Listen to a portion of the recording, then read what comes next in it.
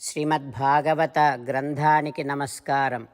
నిగమకల్పతరోర్గలితం ఫలం సుఖముఖాదమృతద్రవ సంయుతం పిబత భాగవతం రసమాలయం ముహురహో రసికా భువి భావుకాః. శ్రీసుఖ యోగీంద్రుల వారికి నమస్కారం. యం ప్రవ్రజంతమనుపేతమపేతకృత్యం ద్వైపాయనో విరహకాతర ఆజుహావ పుత్రేతి తన్మయతయా తరవోభినేదుః తం సర్వభూతహృదయం మునిమానతోస్మి.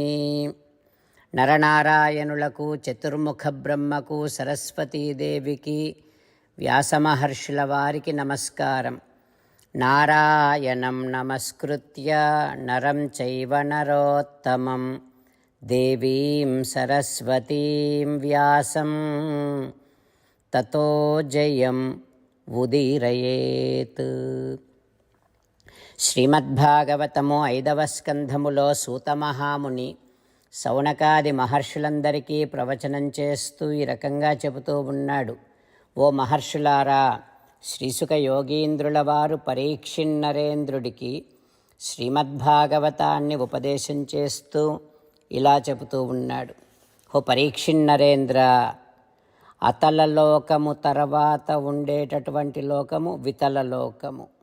అక్కడ హరో భగవాన్ హాటకేశ్వర స్వపార్షద భూతగణ ఆవృత. హాటకేశ్వరుడైనటువంటి శివుడు భూతగణాది పార్షదులతో పరివేష్టితుడై ఆ వితల లోకములో ఉంటాడు. శివుడు భవాని ఆ ఇద్దరి యొక్క సంగమ ప్రభావము చేత అక్కడ ఒక నది ఏర్పడుతుంది. ఆ నది పేరు హాటకి.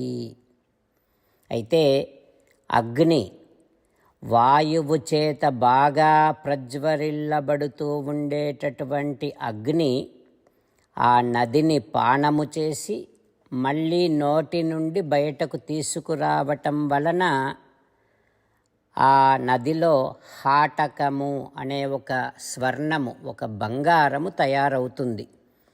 అందుకని ఆ వితల లోకములో ఉండేటటువంటి వారందరూ ఆ బంగారముతో, హాటకము అనే బంగారముతో చేయబడిన ఆభరణములను ధరిస్తూ ఉంటారు.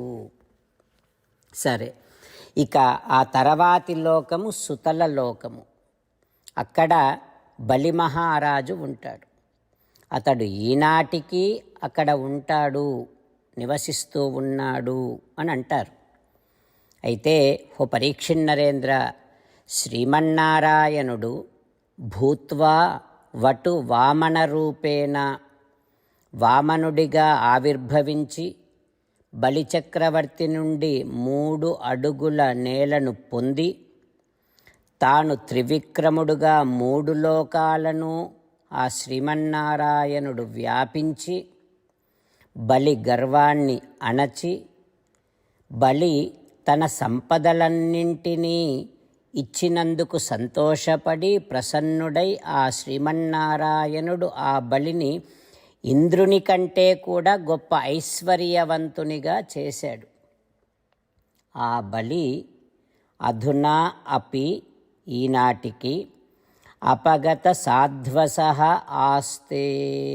ఈనాటికి సుతల లోకములో ఆ బలిచక్రవర్తి శ్రీమన్నారాయణుని సేవలో ఉంటూ నిర్భయంగా ఉన్నాడు అంటూ శ్రీసుఖ యోగీంద్రుల వారు శ్రీమన్నారాయణుని యొక్క దివ్యమైనటువంటి విచిత్రమైనటువంటి సృష్టిని గురించి ఉపదేశం చేస్తూ ఉన్నారు.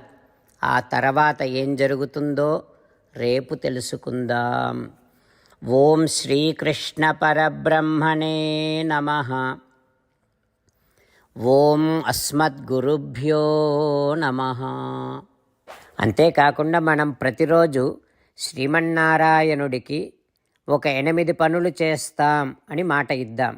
ఎందుకంటే శ్రీకృష్ణ భగవానుడు 18వ అధ్యాయములో 65 నుండి 70వ శ్లోకాల ద్వారా శ్రీమద్భగవద్గీత అంతటికీ సారభూతముగా మనకు 8 పనులు చేయమని చెప్పాడు. అలా చేస్తే చాలు, నేను మిమ్మల్ని అన్ని విధాలుగా రక్షిస్తా అని ప్రమాణపూర్వకముగా ప్రతిజ్ఞ కూడా చేశాడు.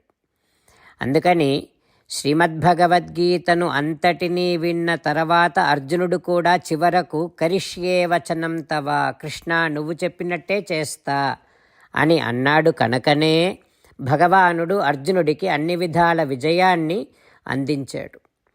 మనం కూడా ప్రతిరోజు శ్రీమన్నారాయణుడికి ఆ రకంగానే మాట ఇద్దాం. 8 పనులు చేస్తాం అని మనము మాట ఇస్తే అది అష్టాక్షరీ మహామంత్ర జపము చేసినటువంటి ఫలితాన్ని మనకు ప్రతిరోజు ఇస్తుంది. ఇట్లా మాట ఇవ్వటం కంటే గొప్ప పూజ, యజ్ఞము, తపస్సు మరొక్కటి లేనే లేదు. అందుకని నేను అంటూ ఉంటాను, మీరు మనస్సులో భావిస్తూ ఉండండి. ఈ రకంగా మనము మాట ఇస్తూ ఉంటే శ్రీకృష్ణ భగవానుడి ముఖారవిందములో కలిగేటటువంటి ఆనందాన్ని మనం ప్రతిరోజు దర్శిద్దాం, ఆస్వాదిద్దాం. జై శ్రీమన్నారాయణ. హో శ్రీమన్నారాయణ, నువ్వు చెయ్యమన్నట్టే నేను నిన్నే సంతతము ధ్యానము చేస్తూ ఉంటా. హో శ్రీమన్నారాయణ, నువ్వు చెప్పినట్టే నేను నీ భక్తుడిగానే ఉంటా. హో శ్రీమన్నారాయణ, నువ్వు చెయ్యమన్నట్టే నేను నా విధులను, కర్తవ్యాలను నీ సేవగా, నీ తృప్తి కోసమనే సక్రమంగా నిర్వర్తిస్తూ ఉంటా. హో శ్రీమన్నారాయణ, నువ్వు చెప్పినట్టే నేను నీవాడిని అనే మహావిశ్వాసముతో నీకే నమస్కరిస్తూ ఉంటా. హో శ్రీమన్నారాయణ, మామేకం శరణం వ్రజ, నన్ను ఒక్కడిని మాత్రమే శరణు వేడుకో అని నువ్వే అన్నావు కనుక నేను నిన్ను ఒక్కడిని మాత్రమే శరణు వేడుకుంటా. హో శ్రీమన్నారాయణ, మా శుచః, ఇక దుఃఖించకు అని నువ్వే నాకు భరోసా ఇస్తున్నావు కనుక నేను ఇక దుఃఖించను. హో శ్రీమన్నారాయణ, నువ్వు చెప్పినట్టే నువ్వు నా కోసమని అనుగ్రహించినటువంటి శ్రీమద్భగవద్గీతను ప్రతిరోజు కనీసము 1 శ్లోకాన్నైనా జ్ఞాపకం చేసుకుంటూ శ్రీమద్భగవద్గీతను అనుసంధానము చేస్తూ ఉంటా. హో శ్రీమన్నారాయణ, నువ్వు చెప్పినట్టే నువ్వందరి కోసమని చెప్పినటువంటి శ్రీమద్భగవద్గీతను తెలియని భక్తులందరికీ తెలియచేసే నా వంతు ప్రయత్నాన్ని నేను నిరంతరము కొనసాగిస్తూనే ఉంటా. హో శ్రీమన్నారాయణ, నేను నువ్వు చెప్పినట్టే చేస్తా, నీకు నచ్చినట్టే ప్రవర్తిస్తా, నీకోసమే పని చేస్తూ ఉంటా. కరిష్యే వచనం తవ. జై శ్రీమన్నారాయణ. భక్తులకు ప్రత్యేకమైనటువంటి విజ్ఞాపన. మీకు అన్ని విషయాలలో వెంటనే మంచి ఫలితాలు రావాలి అనంటే ప్రతిరోజు 1 నిమిషం వెచ్చించి నారాయణాస్త్రాన్ని చదవండి. ఇక మీకు తిరిగే ఉండదు. నారాయణాస్త్రాన్ని పొందడానికి మీరేం చేయాలంటే నారాయణాస్త్రం అనే వెబ్సైట్కి వెళ్ళి మీ పేరు, మీ ఈమెయిల్ ఇస్తే మీ ఈమెయిల్కి నారాయణాస్త్రం PDF వస్తుంది. అందులో ఒక రామాయణ శ్లోకం, ఒక గీతా శ్లోకం, ఒక విష్ణునామం ఉంటాయి. ఆ 3ంటిని కలిపి నారాయణాస్త్రం అంటాం. ప్రతి ఒక్కరికి వేరువేరు శ్లోకాలను ఇస్తున్నాం. ఆ రకంగా ఎవరి శ్లోకాన్ని వారు ప్రతిరోజు తప్పనిసరిగా చదవటం వలన ప్రతిరోజు ప్రతి 24,000 భక్తులతో ఒకసారి సంపూర్ణ రామాయణ పారాయణ, 33 సార్లు శ్రీమద్భగవద్గీత పారాయణ, 24 సార్లు శ్రీ విష్ణు సహస్రనామ స్తోత్ర పారాయణ జరుగుతుంది. ప్రతి ఒక్కరికి అంతటి విశేష ఫలితము ప్రతిరోజు లభిస్తుంది.